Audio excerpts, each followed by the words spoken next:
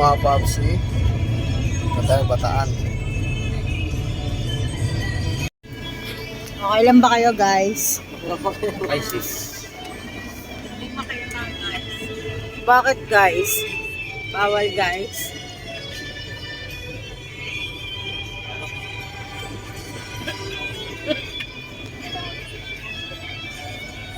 Punta tayo sa Tugigaraw.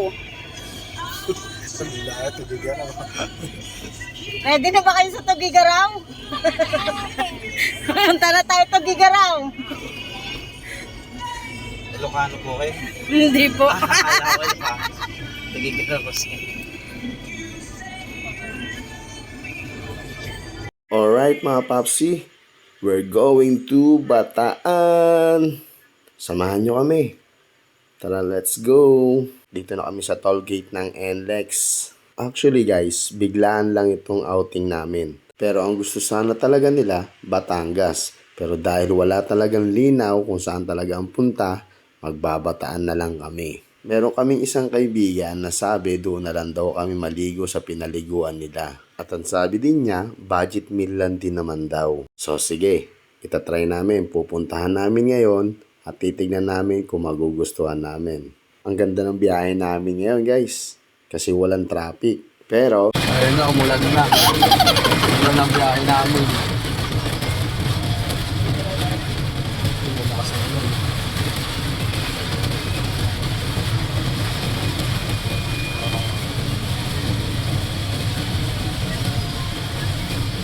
May kawayan na. Wala kami sa may kawayan. Taas ang ulan.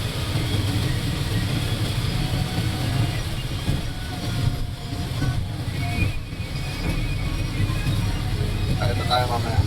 Talaga namin. Oops, pagdating dito sa Santa Rita, Giginto, wala nang ulan. Ilang minuto lang. Ang sabi ni Kuya Driver, 3 to 4 hours daw ang biyahe. So ngayon, yung iba natulog na. At kami ni Miss Step, eto alive na alive pa. Matagal-tagal din kasi kami hindi nakapamasyal.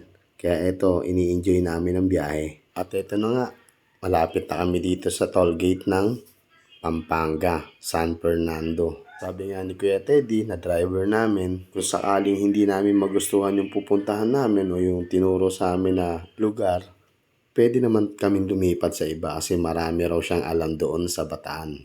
Wala talaga sa plano kung saan ang punta namin. Pero dahil nga gusto nila talaga mamasyal at maligo, tumuloy na kami. Eto, San Fernando na kami. Dati nakaligo na rin kami rito.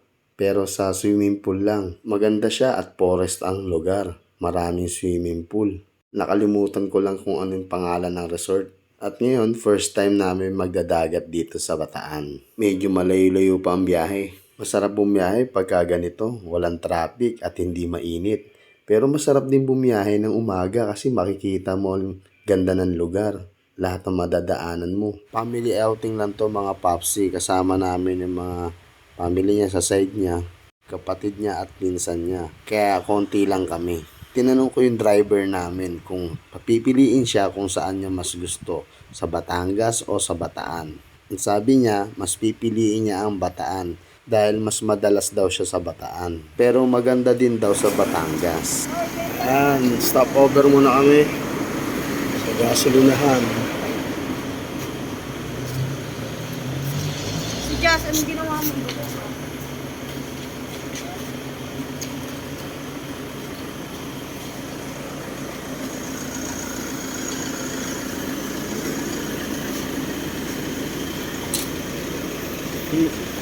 Ika ito. Hindi nga dito na iihi. Ngayon ka lang din naihi ah. Sabi ko, angas mo. Hindi ka na iihi ah. Okay ka na? Dito kami. Pampanga na kami, Pampanga. Layo-layo pa. Time check.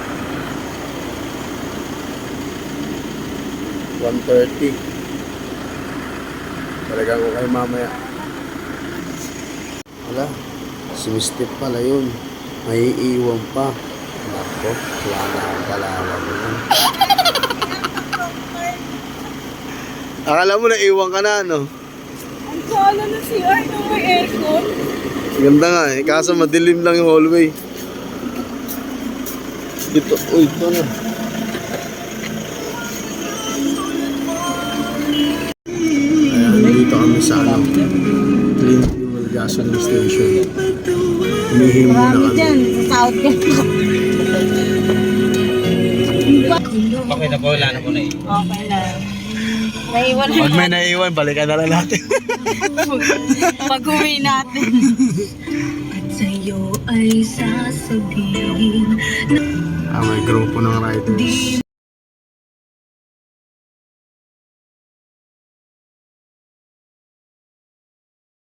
Let's go na.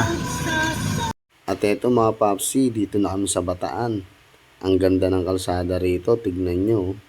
Pati yung mga linya niya, may mga ilaw talaga. Ang linis.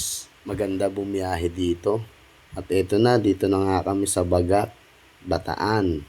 Ito yung lugar na sinabi sa amin. So mamaya titignan namin kung okay dito. At kung hindi naman, pwede kami lumipat ng ibang area, ibang resort. So titignan natin.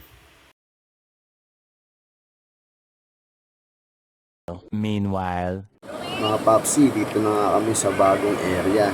Galing kami dun sa kaninang pinuntahan natin. Hindi nagustuhan ni Miss Ted, kaya lumipat kami. At eto, madilim pa, maaga kami nakarating. Dito na kami guys. Excited yung mga bata. Ito, nagkakampasaw na sila sa dagat.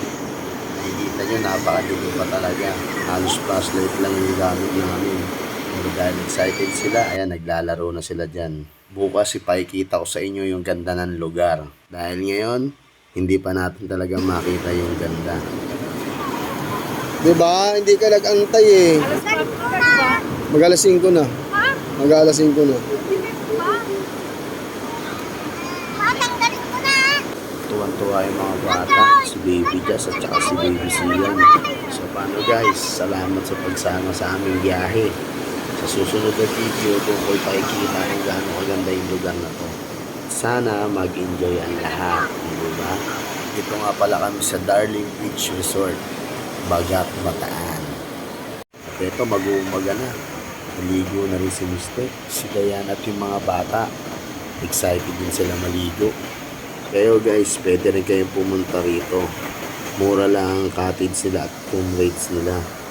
At mas makakamura kayo kung meron talaga kayong sariling sasakyan. So paano guys, thank you for watching. Mag-i-enjoy muna kami. Peace.